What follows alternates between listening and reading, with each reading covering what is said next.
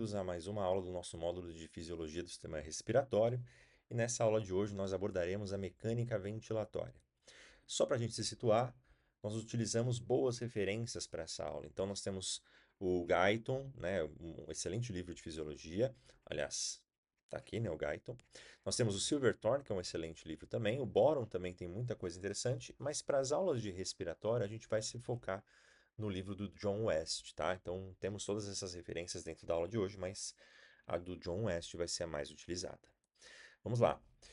Quando a gente fala do sistema respiratório, a gente tem que destacar algumas coisas. Em termos de funções, a troca gasosa é a mais importante de fato, né? Nós sempre lembramos disso quando a gente fala de sistema respiratório.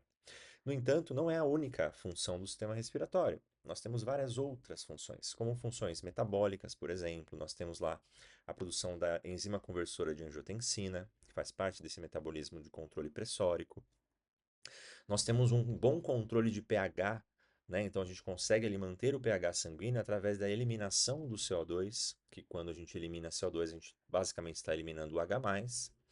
Então isso é um fator importante também que mantém a nossa homeostase. E nós temos funções como, por exemplo, funções imunológicas, né? Essas funções imunológicas estão ligadas à presença de macrófagos em grande quantidade dentro dos pulmões, que servem como um aporte de retirada de partículas que nós estamos inalando, tá? Então, tem essa função também que é extremamente importante. Mas, de fato, quando a gente pensa em respiração, quando a gente pensa lá nos nossos pulmões, a gente sempre lembra das trocas gasosas, né? Essas trocas gasosas, a gente pode determinar que ela depende de fatores como a difusão, né, dos gases. Então, quando a gente fala respiração, a gente está levando em consideração que o gás está se difundindo de um gradiente, a partir de um gradiente químico, né? Então, a partir de uma concentração maior atmosférica e uma concentração menor sanguínea, ele está se destinando do ambiente alveolar para o ambiente sanguíneo vascular, tá? Então, essa difusão, toda vez que a gente fala respiração, a gente está levando isso em consideração. Só que quando a gente fala ventilação, que é o princípio da aula de hoje, a gente está se limitando apenas ao processo que faz com que o ar entre no seu pulmão, tudo bem? Sem levar em consideração a difusão, né, propriamente dita, tá certo? Então, vamos falar sobre essa ventilação. Para a gente começar a falar sobre a ventilação, a gente tem que falar de duas zonas que nós temos como separação aqui histológica, anatômica e fisiológica, tá? A primeira delas é a zona condutora. O nome já deve sugerir, né? Zona condutora significa que a condução do ar, tá? Então o ar entra aqui pela traqueia, brônquios, bronquíolos, até os bronquíolos terminais aqui, onde nós temos basicamente a condução do ar apenas. Não há troca gasosa nesse ambiente, porque ele é um ambiente que não é favorecido para isso. Ele é um ambiente que é muito denso, né? Ele tem a parede ela é muito densa, né? Você tem uma densidade muito grande, ele é uma parede muito grossa, né? O que é bem diferente da zona respiratória, que tem uma parede muito delgada. Você tem lá ductos alveolares, sacos alveolares, bronquíolos respiratórios. Então, basicamente, essas estruturas são mais receptivas a essa troca pela sua finura. Elas são extremamente finas, elas são muito mais finas que um fio de cabelo, para vocês terem uma ideia. Então, essa região é a que vai fazer troca gasosa, a zona respiratória, enquanto a zona condutora só conduz o ar para dentro do seu pulmão, tá certo? Como que esse ar de fato ele entra no seu pulmão? A gente parte de um princípio de que para a gente conseguir fazer respiração ou ventilação, né, a gente precisa de movimentos musculares para isso acontecer. Dentre os músculos que a gente vai utilizar, a gente vai basicamente ter dois tipos de respiração que vão utilizar músculos diferentes. Primeira ventilação é a normal, uma ventilação ou uma respiração normal, ou seja, você não está em nenhum esforço ali. Essa ventilação usa apenas dois grupos musculares, basicamente. E, eventualmente, dependendo do livro que você pega, vai usar um terceiro. Basicamente, você vai usar o diafragma e os intercostais externos para essa inspiração normal, tudo bem? Em alguns livros você tem ali, e tá correto isso, tá? A presença, né, ou a ajuda dos intercostais ou de parte dos intercostais internos também, mas é uma pequena porção que tem uma participação de fato muito diminuta, né, uma participação pequena ali, tá certo? Enquanto os músculos da expiração, na verdade, eles são os mesmos da inspiração, só que na sua fase de relaxamento. Tudo bem? Então, quando eu relaxo o diafragma, quando eu relaxo os intercostais, o que eu tenho é a expiração. Então, para inspiração eu faço contração e para expiração eu faço relaxamento.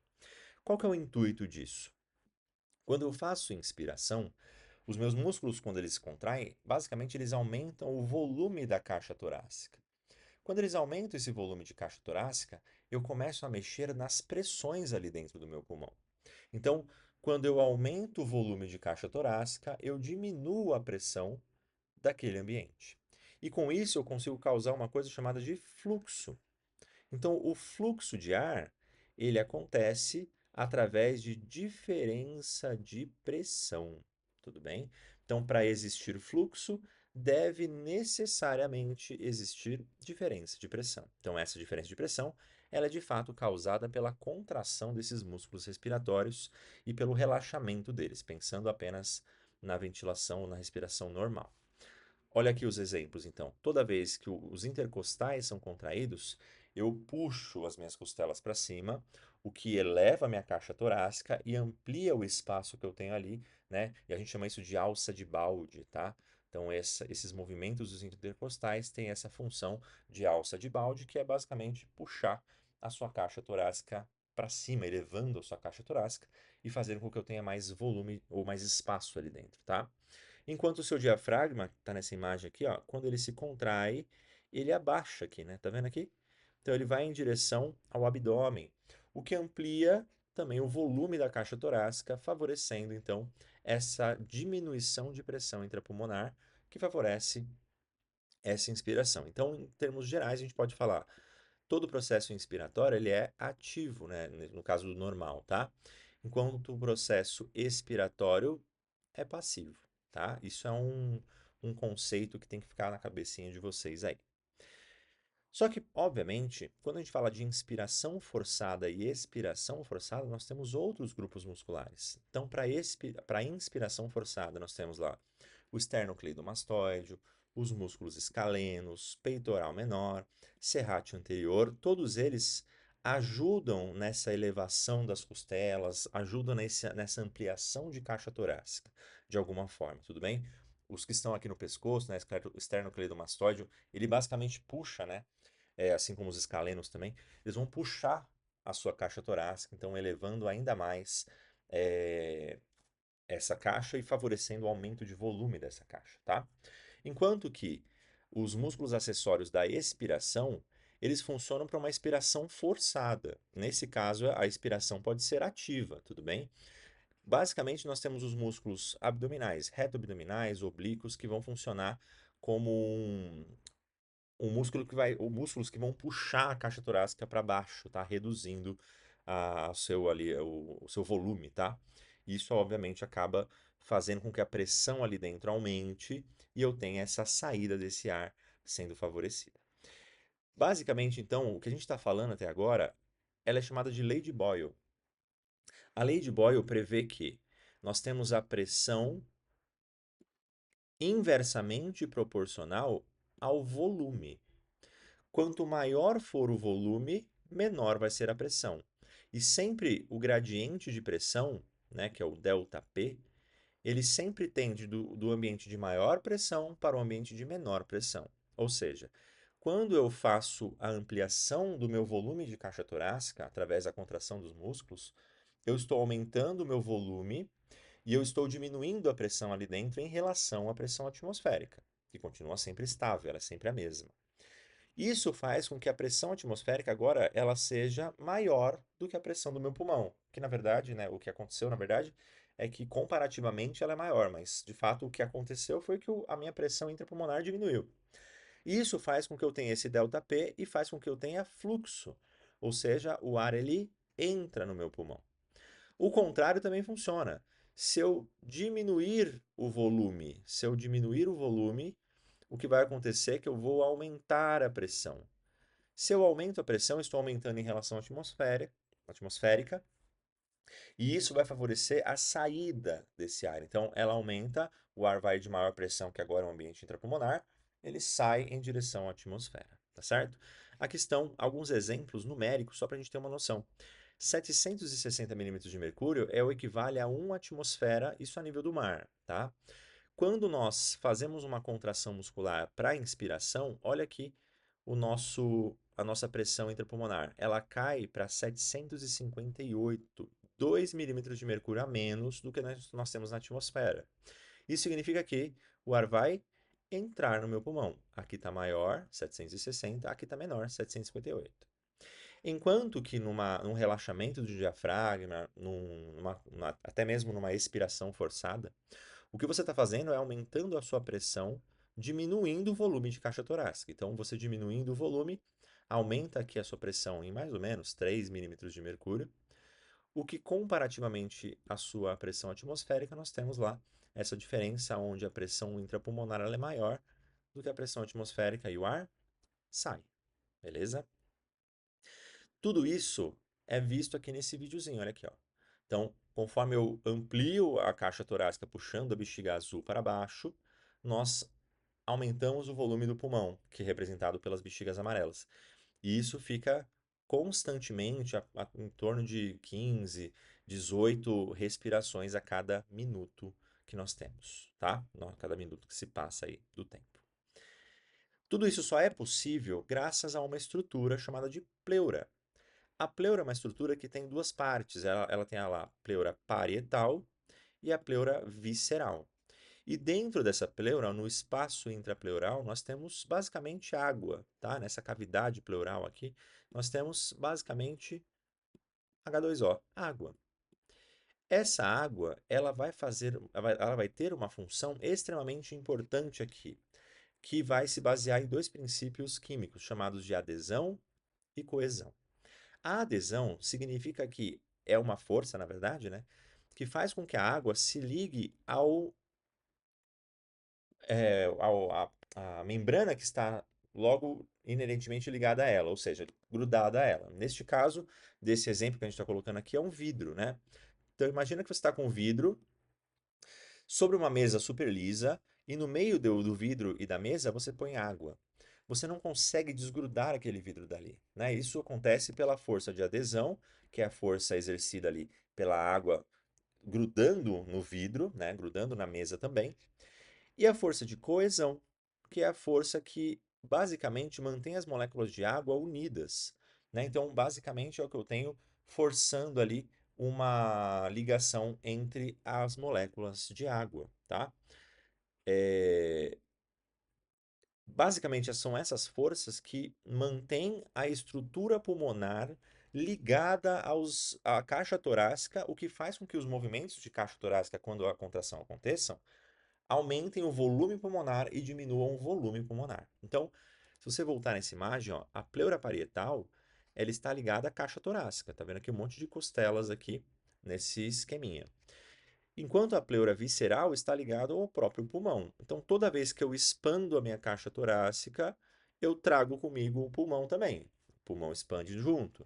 Quando eu regresso ao meu estado normal, né, a força elástica do meu pulmão puxa aqui para baixo, né, eu basicamente retorno o volume pulmonar, diminuindo, né, o volume pulmonar novamente para o seu estado normal, tá certo? Então, isso só acontece graças à pleura. Esses dois princípios, eles são bem vistos, né, são bem observados quando a gente tem uma ruptura, por exemplo, dessa membrana chamada de pleura.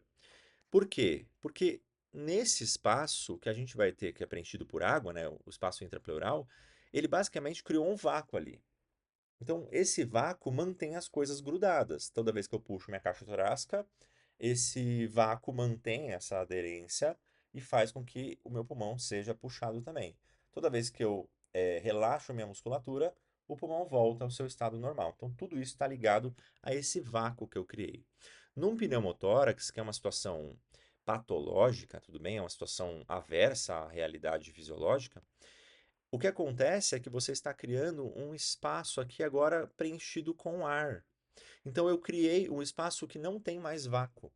Se isso acontece, existe um colabamento do meu pulmão. Então ele vai se juntar aqui na região do hilo, né?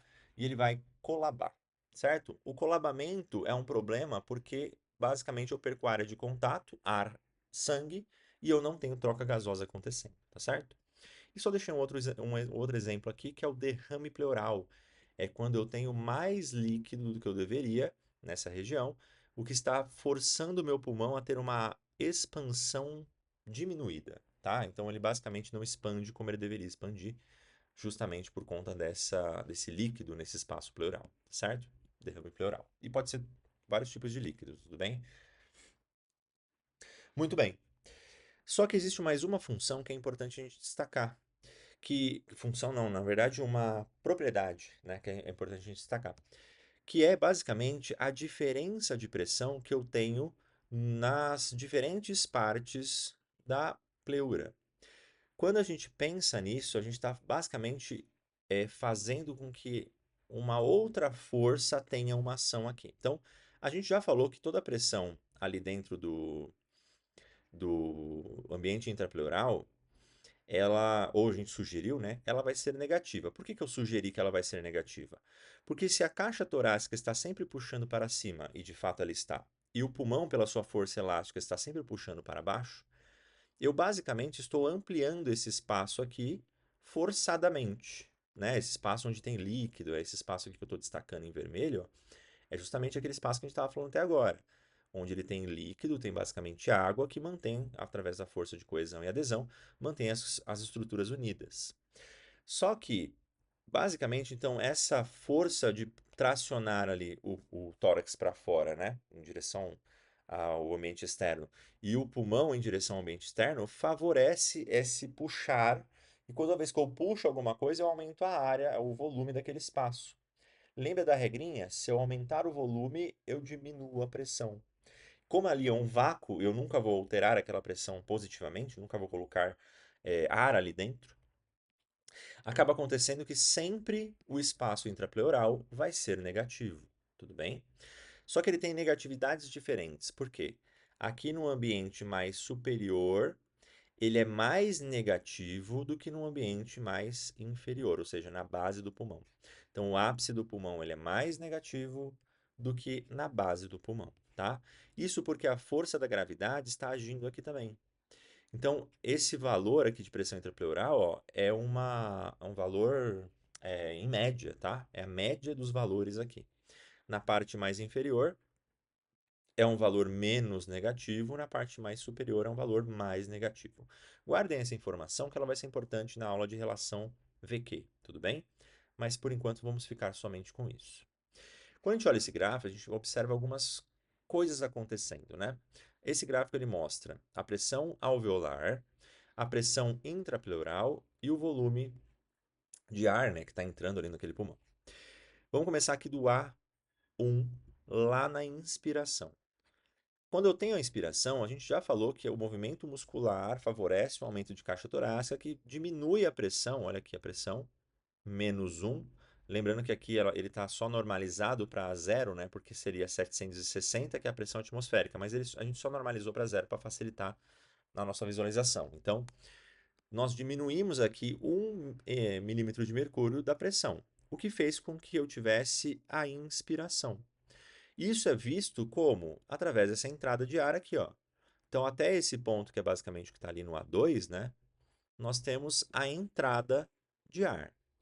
Só que, conforme o ar vai entrando, se você bem percebeu aqui, ele continua entrando, né, na inspiração. O que vai acontecendo é que a nossa pressão ela volta a se elevar aqui dentro, voltando para o zero. Ou, nesse ponto aqui, A3, né, que é o zero aqui, estabelecido como pressão de 760 milímetros de mercúrio. O que isso significa? Isso aqui é basicamente aquela pausa que a gente dá para a nossa inspiração. A gente igualou as pressões extrapulmonares, atmosférica, com a intrapulmonar. Então, você estava puxando o ar. Quando você puxou esse ar, você chegou num limite onde as pressões se igualaram através desse volume que você está colocando de ar ali dentro, certo? Um volume crescente ali. Para expiração é basicamente a mesma coisa. Você vai agora relaxar a sua musculatura, vai começar a se livrar do ar e o relaxamento ainda continua, né, favorecendo novamente o retorno ao zero aqui. Então, toda vez que você inspira, ó, você tem essa leve pausa, depois você tem a expiração. Essa pausa, basicamente, numa respiração normal, ela é o nivelamento das pressões, tá? Você tem o igualamento, né, das pressões. Você iguala as pressões extrapulmonares e intrapulmonares, tá? E só para a gente olhar, olha a pressão intrapulmonar. No ambiente aqui, no início, né, do processo de inspiração, nós temos -3 de pressão intrapulmonar de média, tá? Conforme eu faço uma inspiração, ela vai aqui para B2, ó. Ela vai para -6, então ela fica girando em torno disso. Sai de -3, vai para -6, sai de -3, volta para -3, volta de novo para -6. Então ela é sempre negativa, consegue perceber? Então ela nunca vai se tornar positiva. É impossível isso acontecer. E para a gente entender um pouquinho melhor, a gente tem que, né, acrescentar um conceito a mais, que é a pressão transpulmonar. Pressão transpulmonar é basicamente, em resumo, a pressão que mantém o teu pulmão aberto. Tá? Ou a pressão de ar que eu tenho ali dentro, né, o volume que faz a pressão de ar, que mantém o teu pulmão aberto. Tá? Essa pressão, numericamente, ela é sempre positiva. Então, existe sempre uma pressão positiva mantendo uma expansividade pulmonar. Ela sempre mantém o seu pulmão aberto.